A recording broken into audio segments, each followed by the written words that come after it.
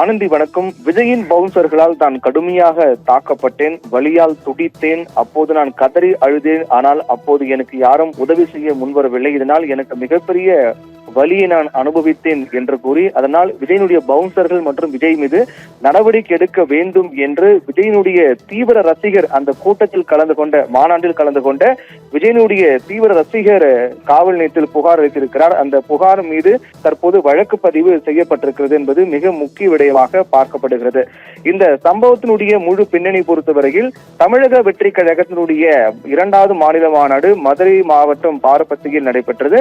இந்த மாநாட்டத்தில் லட்சக்கணக்கான தொண்டர்கள் ரசிகர்கள் கலந்து கொண்டார்கள். அப்போது விஜய் ரசிகர்களை சந்திப்பதற்காக நீண்ட ஒரு நடைமேடை ரேம்ப் வாக் செல்வதற்காக அந்த நடைமேடை அமைக்கப்பட்டது. அந்த நடைமேடை மீது யாரும் ஏறக்கூடாது என்பதற்காக நடைமேடையிலிருந்து 10 அடி தூரத்தில் 8 அடி உயரம் கொண்ட ஒரு இரும்பு தடுப்பு கம்பி அமைக்கப்பட்ட அந்த இரும்பு கம்பியில் கிரீஸ் தடவப்பட்டது. இதுவரை அது போன்ற ஒரு நடைமுறை நாம் யாரும் பார்த்திருக்க மாட்டோம். ஒரு புதிய நடைமுறையாக தொண்டர்கள் நெருங்கி வரக்கூடாது என்பதற்காக இது போன்ற ஒரு நடைமுறை பின்பற்றப்படுவது என்பதும் இதுதான் முதல் முறையாக நாம் பார்க்கின்றோம். அப்படிப்பட்ட ஒரு நடைமுறை அவர்கள் பின்பற்றினார்கள். கிரீஸ் தடவப்பட்டது. ஆனால் அதையும் பொருட்படுத்தாமல் விஜயின் ரசிகர்கள் கட்டுக்கடங்காமல் அந்த தடுப்பு வேலிகளையும் தடுப்பு கம்பியும் தாண்டி விஜய் நடந்து வரும்போது அந்த ரேம்ப் வாக் என்ற அந்த நடை மீது ஏறி விஜயை நெருங்க தொடங்கினார்கள். அப்போது விஜயின் பாதுகாப்புக்காக விஜய் பொதுவாகவே பவுன்சர்களோடு தான் இருப்பார். அப்போது அந்த மதுரை மாநாட்டில் அதிகமான தொண்டர்கள் கூட்டம் இருந்த காரணத்தால் வழக்கத்திற்கு மாறான அதிக பவுன்சர்களும் அங்கு வந்திருந்தார்கள். அப்போது அந்த ரேம்ப் வாக் செல்லக்கூடிய அந்த பாதையில் 10க்கும் மேற்பட்ட பவுன்சர்கள் விஜய் சூழ்ந்திருக்கும் போது கூட அதை பொருட்படுத்தாமல் எக்கச்சக்கமான தொண்டர்கள் இளைஞர்கள் அந்த நடைமுறை மீது ஏறி விஜய் நெருங்கினார்கள். அப்போது அதில் ஒருவராக இருந்தவர் தான் பெரம்பலூர் மாவட்டம் பெரியபாலம் குன்னம் பகுதியை சேர்ந்த சரத்குமார் விஜயை நெருங்கி தொடங்கியிருக்கிறார். அப்போது விஜய் பவுன்சர்கள் அவரை அலேக்காக ஒரு மரக்கட்டையை தூக்கி போடுவது போன்று அலேக்காக அந்த மேடை அந்த மேலிருந்து அவரை அலேக்காக தூக்கி போடுகிறார்கள்.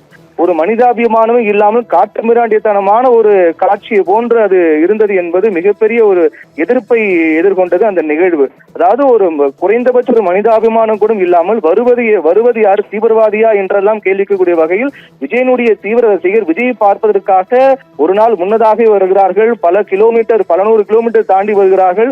மணிக்கணக்காக காத்து கொண்டிருக்கிறார்கள். ஒரு நாள் வெயில் முழுவதையும் தாங்கி கொண்டு காத்து கொண்டிருக்கிறார்கள். அப்படிப்பட்ட ரசிகர்கள் விஜயை பார்த்தவுடன் விஜய் பார்க்க வேண்டும் என்ற ஆர்வத்தில் அவர் நெருங்க முற்படுவது என்பது வழக்கமான ஒன்றுதான். அது வழக்கத்துக்கு மாறான ஒன்று கிடையாது. அது விஜய்க்கும் தெரிந்திருக்கும், விஜயுடன் வந்த பவுன்சர்களுக்கும் தெரிந்திருக்கும். ஆனால் அப்படி வரக்கூடிய பவுன்சர்கள் அப்படி வரக்கூடிய தொண்டர்களை எப்படி கையாள வேண்டும் என்று விஜயின் பவுன்சர்களுக்கு ஏன் தெரியாமல் போனது என்பதுதான் மிகப்பெரிய கேள்வி. அப்படிப்பட்ட நிகழ்வின் போதுதான் சரத்குமார் என்பவர் அந்த நடைமேடை மீறி ஏறி இருக்கிறார். அப்போது ஒரு பவுன்சர் அலேக்காக தூக்கி அவரை எரிகிறார். இது WWF வரக்கூடிய காட்சியை போன்று அலேக்காக தூக்கி எறிகிறார். அதில் அவருக்கு ஒரு மிகப்பெரிய ஒரு காயம் ஏற்படுகிறது.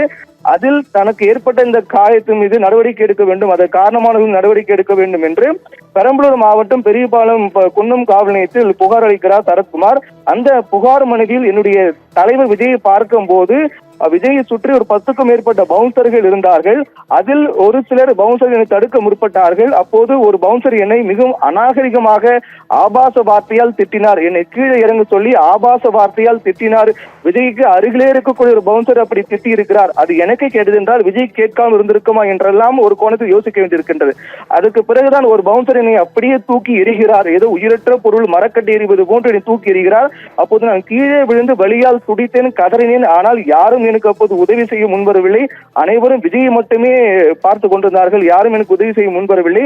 இதனால் தனக்கு ஏற்பட்டது போன்று யாருக்கும் ஏற்படக்கூடாது என்பதற்காக இந்த புகார் மனுவை தெரிவிக்கின்றேன் என்று அது புகார் தெரிவிக்கிறார். அதற்கு பிறகு அந்த மாவட்ட பொறுப்பாளர்கள் சமரசம் செய்ய முற்பட்டிருக்கிறார்கள். ஆனால் யாரும் அந்த சமயத்தில் எனக்கு உதவி செய்யவில்லை என்று அந்த சரத்குமார் என்ற இளைஞர் புகார் தெரிவித்திருக்கிறார். இந்த புகாரை ஏற்றுக்கொண்ட காவல்துறையினர் போலீசார் இந்த புகாரை ஏற்றுக்கொண்டு கிரைம் நம்பர் 346/25 என்ற கிரைம் நம்பரோடு அண்டர் செக்ஷன் 189(2) 296B 1152 என்ற பிரிவின் கீழ் 3 பிரிவின் கீழ் வழக்கு பதிவு செய்திருக்கிறார்கள். அதாவது 189(2) என்பது அத்துமீறி கூட்டத்தில் அத்துமீறி நடந்து கொள்ளுதல், 296 பி என்பது ஆபாசமான வார்த்தைகளால் திட்டுதல், அநாகரிகமாக திட்டுதல். 115 என்பது 1152 என்பது காயம் ஏற்படுத்தக்கூடிய வகையில் செயல்படுதல் உள்ளிட்ட 3 பிரிவின் கீழ் விஜயின் பவுன்சர்கள் மற்றும் விஜய் மீது வழக்கு பதிவு செய்திருக்கிறார்கள்.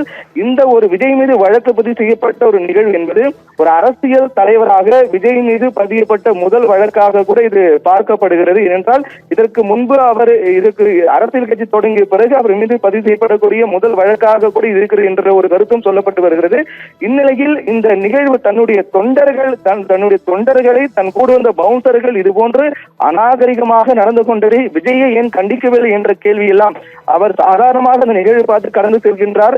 அவர் ஏன் அதை கண்டிக்கவில்லை, தடுக்க முற்படவில்லை என்ற கேள்வி எல்லாம் பொதுவாக விமர்சகர்கள் மத்தியில் முன்வைக்கப்படக்கூடிய கருத்தாக பார்க்கப்படுகிறது.